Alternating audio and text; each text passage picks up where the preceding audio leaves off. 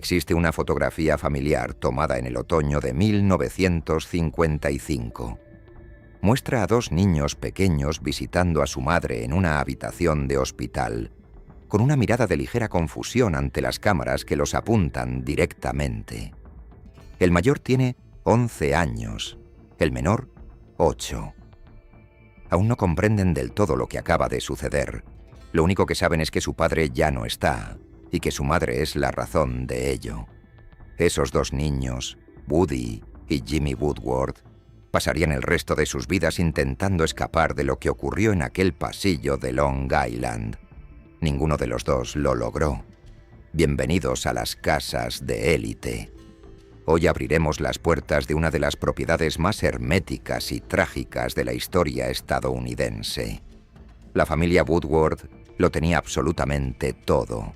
Una riqueza inmensa, una finca de campo con 60 acres de jardines inmaculados y un poder social sin límites.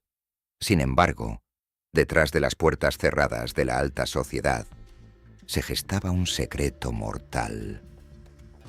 Todo terminó con un disparo en la oscuridad. Pero las verdaderas víctimas no fueron las que recibieron el impacto. Las verdaderas víctimas fueron dos niños que pagaron el precio completo de aquella noche. Esta es la historia de Ann Woodward, el tiroteo del siglo y la devastadora maldición familiar que dejó a su paso. Para entender verdaderamente el trágico destino de los niños Woodward, tenemos que retroceder hasta el principio, hasta una chica de Kansas, armada con nada más que su belleza y un descaro absoluto.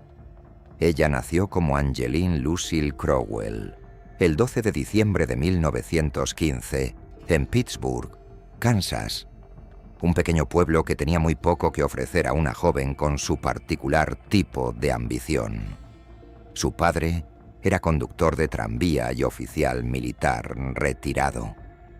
Su madre, por el contrario, era maestra de escuela y, según todos los testimonios, una de las mujeres más instruidas del sureste de Kansas, siendo una de las primeras en su condado en obtener una maestría de la Universidad de Kansas.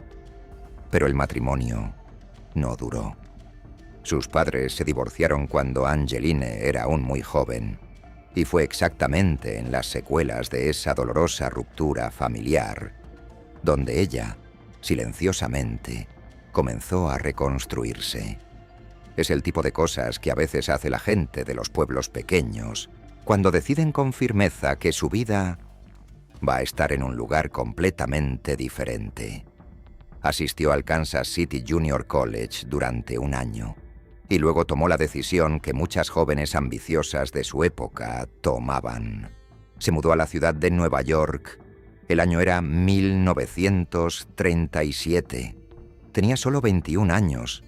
Fue entonces cuando cambió su nombre a Ann Eden, firmándolo limpiamente en la solicitud de la agencia de modelos John Robert Powers, la más prestigiosa de toda la ciudad en ese momento. Esta agencia representaba al tipo de mujeres que aparecían en las páginas de Vogue y en las portadas de las revistas nacionales. Exactamente el mundo en el que Ann tenía la firme intención de entrar. Y lo logró. Fue contratada, fotografiada y rápidamente consiguió un trabajo adicional como actriz de radio, el medio a través del cual la mayoría de los estadounidenses experimentaba el entretenimiento a fines de la década de 1930. Para 1940, una encuesta nacional la había votado como la chica más hermosa de la radio. Era una distinción real, sí, pero también un cruel recordatorio de cómo aquella época categorizaba a las mujeres por sus rostros antes que por cualquier otra cosa. Ann tomó el título y siguió trabajando. Para complementar sus ingresos, bailaba como corista en exclusivos clubes nocturnos de Manhattan. Este trabajo la colocaba en una posición social muy interesante para la época. Se la consideraba lo suficientemente glamurosa como para atraer a hombres inmensamente ricos, pero no lo suficientemente respetable como para que las madres de esos hombres la aprobaran. Y fue precisamente en uno de estos clubes, el elegante Fifi's Monte Carlo, en la calle 54 Este, donde la vida de Anne dio un giro que probablemente no había planeado, pero que estaba más que preparada para tomar. Una noche, William Woodward padre entró por la puerta. Era un hombre de enorme importancia en Nueva York, presidente del Central Hanover Bank and Trust. Una figura tan arraigada en el paisaje del antiguo dinero de la ciudad que su nombre se pronunciaba bajando instintivamente la voz. Él era significativamente mayor que Anne. Estaba casado y aparentemente quedó bastante cautivado por ella. La naturaleza exacta de su relación siempre ha sido objeto de intensas especulaciones.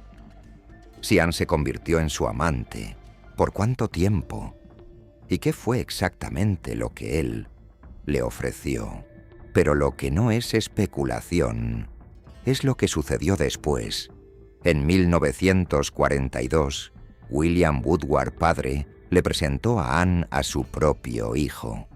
William Woodward Jr., conocido por todos como Billy, tenía 22 años, medía 1,90 m, era apuesto de una manera que sugería que nunca había tenido que esforzarse para serlo, y era considerado, por más de una publicación de Sociedad, como el soltero más codiciado de todo Estados Unidos. Billy había estudiado en Groton y en Harvard. Había servido en la Marina durante la guerra, recibiendo un corazón púrpura tras un brutal ataque con torpedos a su barco. Y, tras la eventual muerte de su padre, no solo heredaría la inmensa fortuna bancaria, sino también la histórica granja de caballos Belair Stud en Maryland. Una de las operaciones de pura sangre más antiguas del país, que ya había producido 3 campeones del Derby de Kentucky. Billy Woodward era, según cualquier medida convencional, una captura espectacular. Y, desde el primer momento, se sintió atraído por Anne. La atracción era profunda y real. Y para Billy, esta obsesión posiblemente se vio intensificada por un pequeño detalle.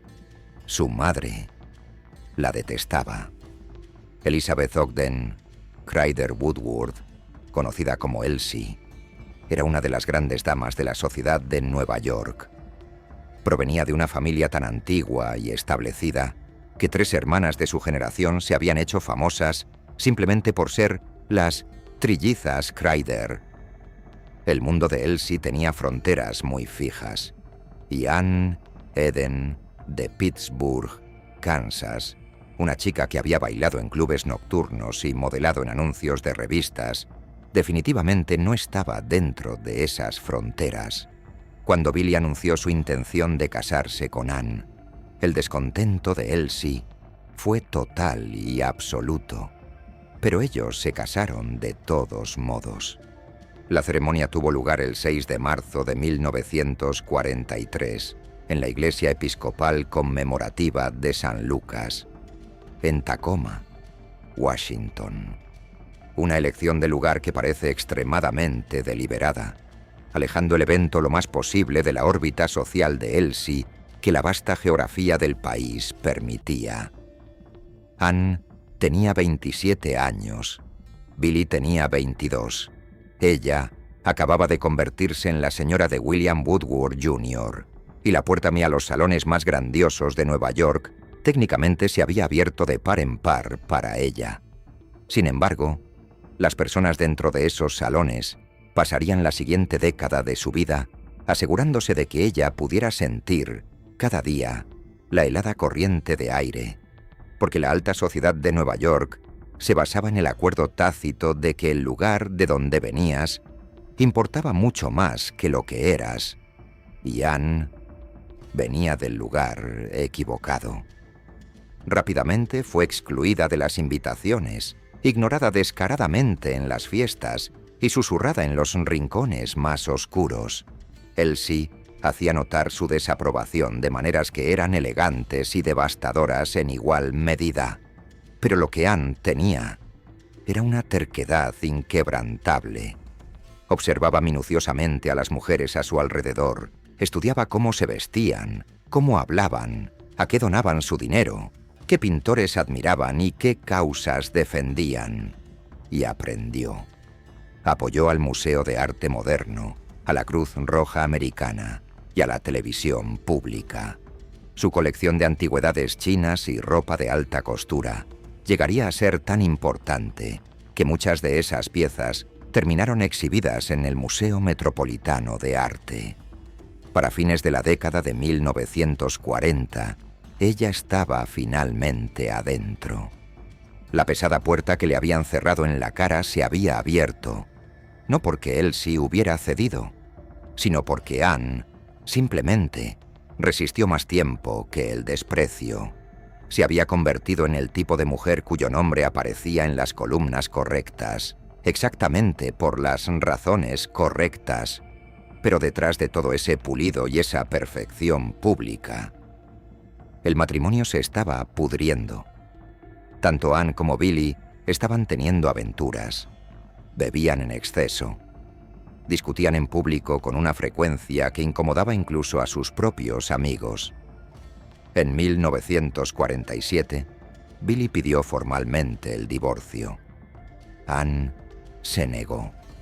Había escalado demasiado alto y había soportado demasiadas humillaciones como para soltar la vida que había construido. Y sabía perfectamente que un divorcio en ese mundo y en esa época significaría perder la mayor parte de ella. Así que se aferró. Lo que nadie se preguntó, al menos no en voz alta, fue en qué posición dejaba todo esto a los dos niños que crecían atrapados en medio de ese campo de batalla. Porque Woody nació en julio de 1944 y Jimmy en enero de 1947. El hogar en el que se criaron era un lugar hermoso, de funcionamiento increíblemente frío y sumamente complicado. Crecieron divididos entre la inmensa finca de campo en Oyster Bay Cove, Long Island, y la lujosa casa adosada en el Upper East Side de Manhattan. La finca de Long Island constaba de 60 acres de jardines inmaculados, canchas de tenis, establos y una piscina privada. Era el tipo de propiedad que, a mediados de la década de 1950, representaba el techo absoluto de la riqueza privada estadounidense. Por su parte, la casa de Manhattan funcionaba con la precisión milimétrica de un pequeño hotel. Había institutrices, tutores, comidas formales y caballos de pura sangre. Woody y Jimmy estaban impecablemente vestidos, bien alimentados, educados de forma privada y rodeados por la versión más cara de todo lo que la infancia podía proporcionar.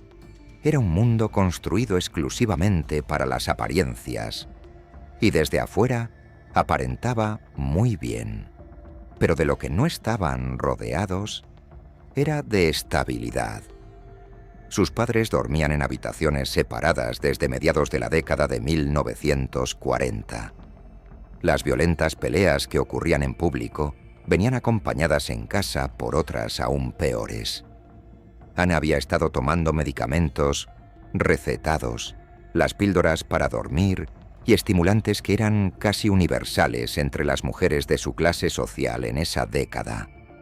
Y el consumo de alcohol de Billy era lo suficientemente fuerte como para que ya no pudiera ocultarse. Los niños absorbieron todo esto de la manera en que los niños absorben el trauma. En silencio, sin un lenguaje para poder nombrarlo. Woody, a los 11 años, ya había desarrollado la compostura que a menudo desarrollan los hijos mayores en hogares rotos. Era vigilante, cuidadoso, y ya estaba aprendiendo a mantener su rostro completamente neutral. Jimmy, a los 8 años, aún no había aprendido a esconderse detrás de esa máscara. Y entonces La tensión asfixiante de ese hogar colisionó con un peligro real. Aquel otoño había sido sumamente inquietante en Oyster Bay. Una serie de robos había estado aterrorizando las exclusivas fincas a lo largo de la costa norte de Long Island. Apenas 2 noches antes, alguien había robado comida y municiones de la propia propiedad de los Woodward. Las cerraduras habían sido forzadas y se encontraron huellas frescas en los jardines. El vecindario entero estaba al límite. Tanto Ann como Billy habían hablado del intruso abiertamente en elegantes cenas, y ambos eran cazadores experimentados que, como cuestión de hábito, guardaban armas de fuego en la casa. El 30 de octubre de 1955, los Woodward asistieron a una cena organizada por Florence Tucker Baker en honor al duque y la duquesa de Windsor. Fue, según todos los testimonios de los invitados, una velada alegre. Recordaron a la pareja como relajada e incluso feliz, aunque también, como era común en esos eventos de la alta sociedad, se marcharon bastante ebrios. Llegaron a su finca de Oyster Bay, a la que llamaban el Playhouse, alrededor de la 1 de la madrugada. Buddy y Jimmy estaban profundamente dormidos en sus habitaciones. Ann y Billy se dieron las buenas noches en el pasillo y se fueron a sus dormitorios separados.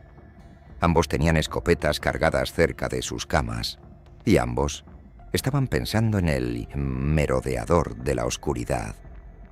2 horas más tarde, el silencio sepulcral de la finca se rompió. El perro de la familia, un spaniel llamado Sloppy, comenzó a ladrar frenéticamente hacia una puerta abierta. Ann escuchó los ladridos, se despertó de golpe y salió al pasillo oscuro empuñando su escopeta calibre 12. Allí, en el pasillo, retroiluminada por la pálida luz de la luna que lograba filtrarse por una ventana, vio una figura de pie cerca de la puerta de la habitación de Billy. Apretó el gatillo. Disparó 2 veces. El primer disparo impactó violentamente contra la pared, pero los perdigones del segundo disparo rebotaron en el marco de la puerta en una dirección completamente inesperada. Y un solo perdigón viajó directamente hacia la sien del hombre al que le había disparado. La figura se desplomó pesadamente contra el suelo. Cuando Ann se acercó lo suficiente para ver en la oscuridad, vio que era Billy. La policía llegó a la escena poco después, solo para encontrar a Ann sollozando desconsoladamente, sosteniendo el cuerpo sin vida de su esposo. Ella les dijo de inmediato que lo había confundido con el merodeador. Sin embargo, su abogado, Sue Rosenblatt, llegó a la mansión al poco tiempo. Un detalle sumamente inusual que más tarde levantaría muchas cejas y sospechas entre los investigadores. Ante la estricta insistencia de Rosenblatt, Ann fue trasladada a un hospital de Manhattan para ser sedada. Esta maniobra legal significó que se libró de cualquier interrogatorio policial directo durante las siguientes 48 horas cruciales. La prominencia y el poder de la víctima atrajeron a la mismísima cúpula de la jerarquía de las fuerzas del orden local. El fiscal del condado de Nassau y el jefe de policía de Oyster Bay se presentaron para manejar la escena del crimen personalmente. Y lo que sucedió después fue una de las cosas más notables que la alta sociedad estadounidense, con su inmenso poder para absorber y ocultar escándalos, logró ejecutar. Un hombre llamado Paul Worth fue arrestado en los días posteriores al tiroteo. Worth admitió que había estado en el techo de la propiedad de los Woodward esa misma noche, trepando hacia una ventana, cuando de repente se asustó por el sonido de los disparos y huyó. Esta confesión milagrosa corroboraba casi por completo la versión de los hechos de Ann. Si Worth había sido compensado económicamente por esta confesión, o si el inmenso poder social y financiero de Elsie Woodward se había aplicado silenciosamente para suavizar el resultado y evitar un juicio público que manchara el apellido, fue algo que nunca se pudo establecer formalmente. Pero la especulación fue inmediata, voraz, y nunca murió del todo. Apenas 3 semanas después del fatal tiroteo, Ann testificó ante un gran jurado del condado de Nassau. El jurado deliberó durante apenas 30 minutos y determinó que no se había cometido ningún delito. El tiroteo fue dictaminado oficialmente como un trágico accidente. La prestigiosa revista Life lo llamó el tiroteo del siglo. La historia detonó como una bomba en todos los niveles de la sociedad estadounidense. Allí estaba el soltero más codiciado del país, muerto a tiros por su propia esposa. Una mujer en la que su adinerada familia nunca había confiado. Los chismes fueron absolutamente despiadados. El consenso general en los elegantes salones en los que Ann había trabajado tan duro para ser aceptada era que lo había hecho deliberadamente. Estaban convencidos de que ella había matado a Billy antes de que él pudiera divorciarse de ella y arrebatarle todo lo que había acumulado. Legalmente, nunca se probó nada. El gran jurado había hablado, pero la implacable alta sociedad de Nueva York tenía su propio veredicto, y este se dictó de inmediato y sin ningún derecho a apelación. Mientras todo este circo mediático y social devoraba a la familia, los 2 niños habían dormido a través de todo el tiroteo y no habían visto absolutamente nada. Pero, sin saberlo, estaban a punto de pasar el resto de sus vidas atrapados dentro de las consecuencias de esa noche. Ann fue desterrada por completo. En cuestión de semanas después del fallo del gran jurado, desapareció de todas las listas de invitados que importaban en Nueva York. El teléfono simplemente dejó de sonar, y las exclusivas invitaciones se evaporaron en el aire. Elsie, la implacable matriarca que había defendido públicamente a su nuera solo para salvar a la familia del circo de un juicio legal, se encargó de dejar muy claros sus verdaderos y fríos sentimientos en privado. Pero el castigo más cruel de todos no cayó sobre Anne, cayó sobre los 2 niños. Woody, de 11 años, y Jimmy, de apenas 8, fueron empacados apresuradamente y enviados al exilio en un internado en Suiza. Elsie eligió personalmente Le Rosey, la institución más exclusiva de Europa, un lugar cuyos exalumnos incluían a la realeza y donde los hijos de los inmensamente ricos eran enviados cuando sus familias necesitaban que estuvieran en cualquier otro lugar menos en casa. Los niños habían dormido durante el tiroteo y no habían visto nada, pero iban a pasar el resto de sus vidas atrapados dentro de las consecuencias de esa misma noche. Mientras cruzaban el Atlántico, Elsie Woodward dictaba los fríos términos del nuevo acuerdo familiar. Ann recibiría una generosa asignación anual de $500,000 de la herencia, pero a cambio no tendría ningún control sobre los establos de carreras ni sobre las millonarias propiedades. Todo eso pasaría directamente a los niños. La regla de oro era simple. Ann no causaría más problemas. Y la familia Woodward, a cambio, no le causaría más problemas a ella. Era un arreglo sumamente incómodo, pero estaba diseñado exactamente para serlo. Para los niños, Le Rosey fue una educación en un tipo de soledad muy particular. El escándalo había viajado cruzando el océano con ellos.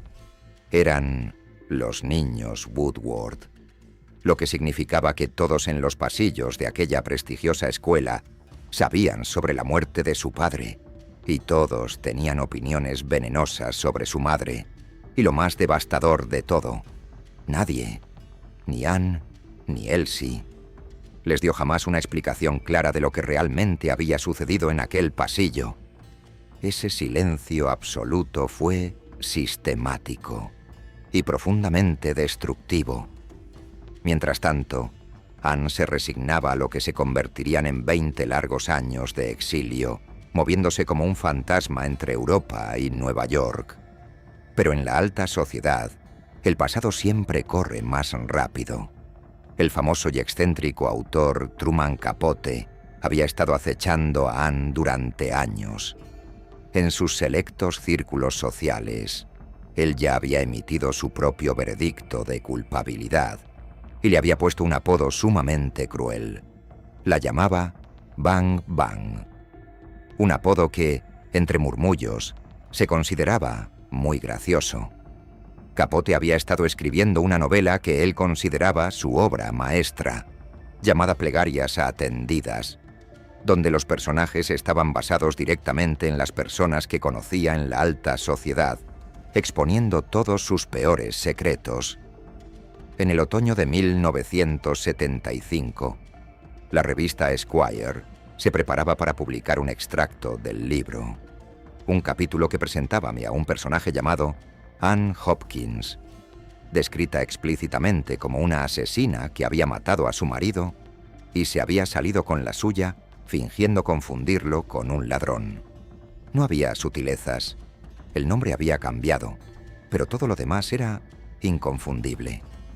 Anne se enteró de lo que venía en camino. Sabía exactamente lo que ese texto contenía y, sobre todo, lo que iba a hacerle. Había pasado 20 años soportando campañas de susurros, puertas cerradas y la humillación constante de ser vista como la mujer que se había salido con la suya. No estaba dispuesta a revivir ese infierno bajo la pluma de Truman Capote.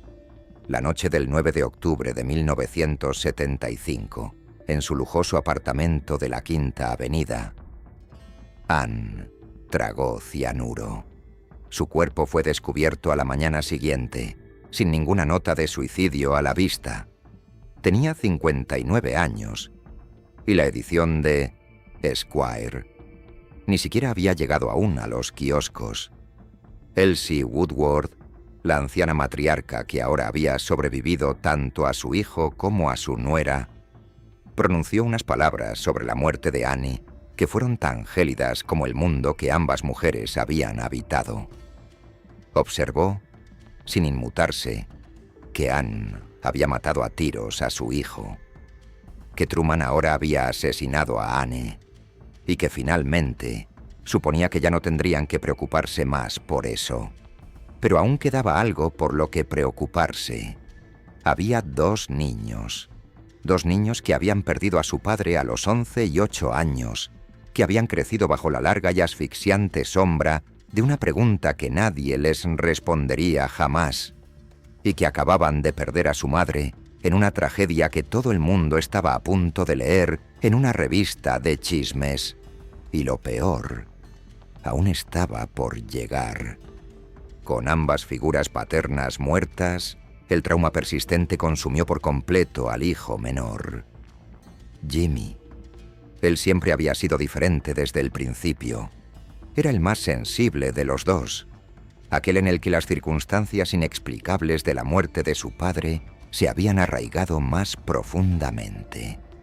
Las preguntas que no podía hacerle a nadie se acumulaban detrás de sus ojos de una manera que otras personas notaban con facilidad. Después de sobrevivir a duras penas al elitista internado en Suiza, la vida de Jimmy se convirtió en una historia que se desarrollaba en incrementos, cada uno peor que el anterior. Se alistó en el ejército de los Estados Unidos y sirvió en la brutal guerra de Vietnam. Algunas fuentes sugieren que se ofreció como voluntario, en parte, para mantenerse cerca de un amigo que había sido reclutado. Pero ese amigo murió trágicamente en combate. Jimmy volvió a casa de esa guerra siendo una persona completamente diferente a la que entró. Regresó cargando el tipo particular de peso que el combate impone a los hombres jóvenes, especialmente para aquellos que ya llevaban algo increíblemente pesado sobre sus hombros desde la infancia. Y así, comenzó a automedicarse, de la manera en que a menudo lo hacía esa generación, con cualquier cosa que pudiera silenciar el ruido ensordecedor dentro de su cabeza. Bebía en exceso. Usaba drogas duras. Se volvió errático y profundamente paranoico. A veces estaba absolutamente convencido de que lo estaban vigilando, de que su propio televisor estaba siendo utilizado para monitorearlo en secreto.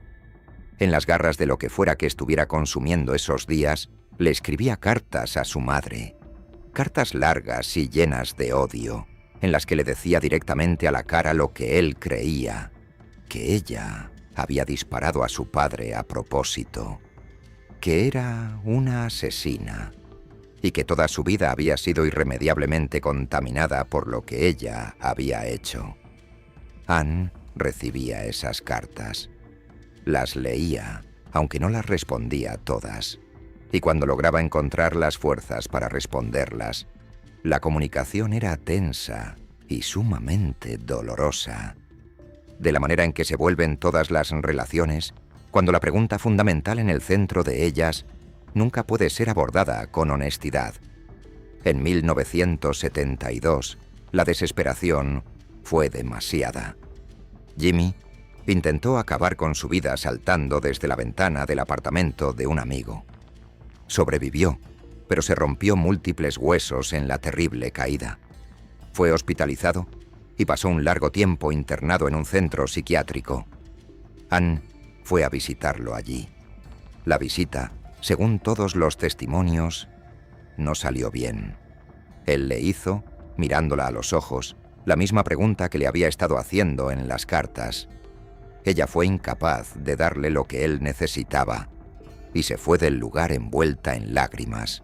A pesar de todo, Jimmy había estado intentando, a su manera, estabilizarse.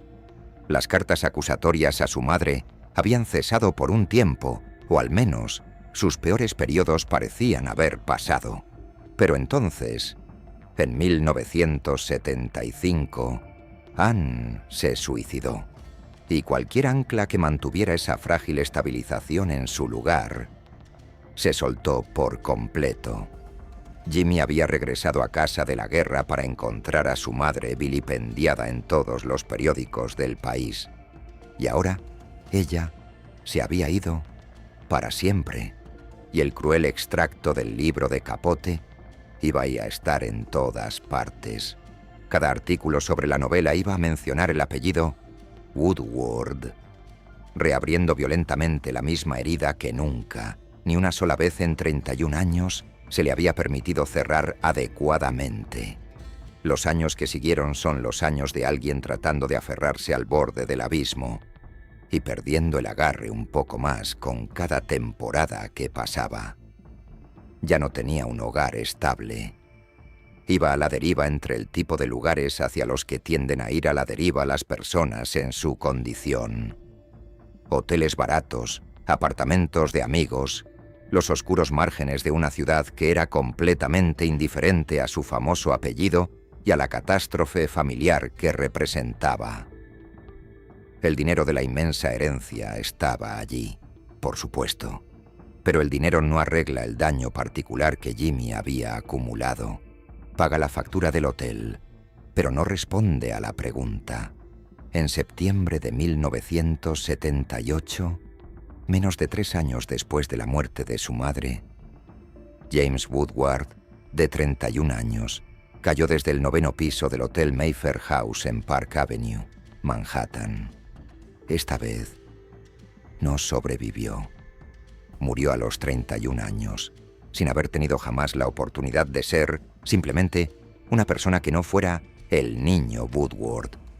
Fue enterrado en el panteón familiar del cementerio Woodlawn en el Bronx, justo al lado de su padre, el mismo padre por el que nunca había dejado de llorar y por el que nunca había dejado de culpar a su madre por habérselo arrebatado. Woody enterró a su hermano menor y siguió adelante. Durante mucho tiempo, pareció que él sí lograría sobrevivir a la maldición de los Woodward. A simple vista, Woody había logrado algo verdaderamente extraordinario. había crecido dentro de una de las tragedias familiares más diseccionadas públicamente del siglo XX, enviado a Suiza a los 11 años sin ninguna explicación. Y sin embargo, construyó una vida que desde afuera parecía la de un adulto funcional y sumamente exitoso. Se graduó de Harvard, trabajó como reportero para el New York Post y cofundó una influyente revista de revisión periodística llamada More.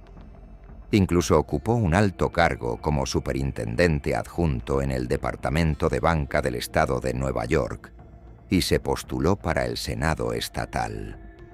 En 1985, se casó con una mujer llamada Lisa Schreiber en una elegante ceremonia en París.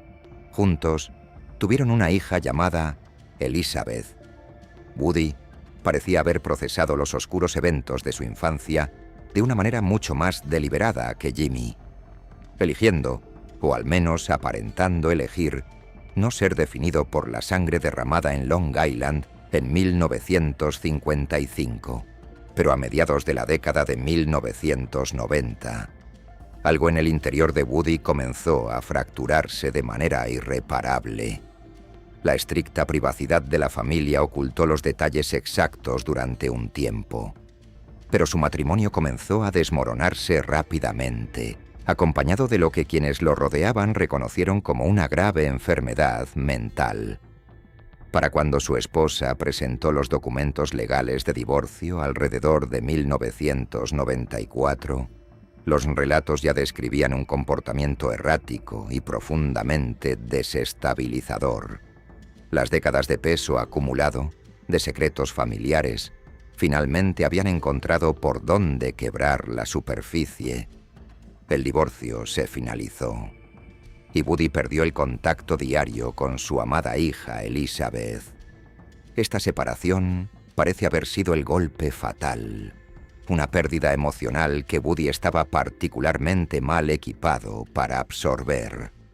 Él había pasado toda su vida adulta construyendo una inmensa arquitectura de distancia entre él y la tragedia de los Woodward, a través del trabajo, la disciplina y el servicio público. Pero el divorcio desmanteló toda esa arquitectura, pieza por pieza. Y lo que quedó debajo fue aquel niño aterrorizado de 11 años, al que habían subido a un avión rumbo a Suiza en 1955, sin que nadie se sentara a explicarle qué había pasado con su padre. Revisó su testamento, dejando la mayor parte de su inmenso patrimonio, que ascendía a unos asombrosos $35 millones, íntegramente a su hija. Y para mayo de 1999, Woody Woodward tenía 54 años. Estaba completamente solo y se había quedado sin camino. El 2 de mayo de 1999, saltó desde el 14º piso de su apartamento en Manhattan. El acto final de la tragedia se había consumado. Fue enterrado en el mismo panteón familiar en el cementerio Woodlawn, en el Bronx, la misma tierra donde su padre Billy fue enterrado en 1955, donde su hermano Jimmy fue enterrado tras su propio suicidio en 1978 y donde la propia Anne descansaba desde 1975. Toda la familia, reunida al final en el mismo trozo de tierra oscura. La mujer que le disparó a su esposo en la oscuridad y los 2 niños que vivieron dentro de las brutales consecuencias de esa noche por el resto de sus vidas. La matriarca, Elsie Woodward, los sobrevivió a todos. Murió en 1981 a los 98 años, habiendo sido testigo de la muerte de su hijo, de su nuera y de sus 2 nietos, y habiendo dicho públicamente casi nada útil sobre nada de ello. Lo que los niños Woodward heredaron de sus padres no fue dinero al final, aunque había millones. Lo que realmente heredaron fue una pregunta que nunca pudo ser respondida, hecha por una familia que se negaría a contestarla para siempre. ¿Acaso Anne sabía a quién le disparaba? El gran jurado dictaminó un trágico accidente, pero los crueles rumores de la alta sociedad siempre gritaron asesinato a sangre fría. Y ambos veredictos vivieron como un veneno dentro de Woody y Jimmy durante el resto de sus vidas. Los niños no pueden apelar un veredicto del corazón, no pueden ir a los tribunales a exigir un nuevo juicio sobre las personas que les dieron la vida. Simplemente llevan la condena hasta que ya no pueden más.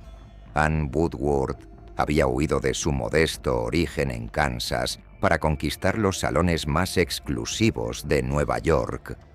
Pero la noche que apretó el gatillo puso en marcha algo de lo que pasó 20 años huyendo y que finalmente corrió mucho más rápido que ella. Sus 2 hijos pagaron el precio completo de aquella noche. No todo a la vez. Lo pagaron lentamente, a través de décadas de pesadillas, adicciones y un silencio devastador, hasta llegar a la misma trágica decisión final, en 2 ventanas diferentes de Nueva York. Una ciudad que nunca olvidó lo que hizo su madre, ni se decidió de una vez por todas sobre qué fue exactamente eso. Si disfrutaste de este video y esta escalofriante historia, por favor, dale like y suscríbete a nuestro canal para que nunca te pierdas de nuestras más fascinantes historias.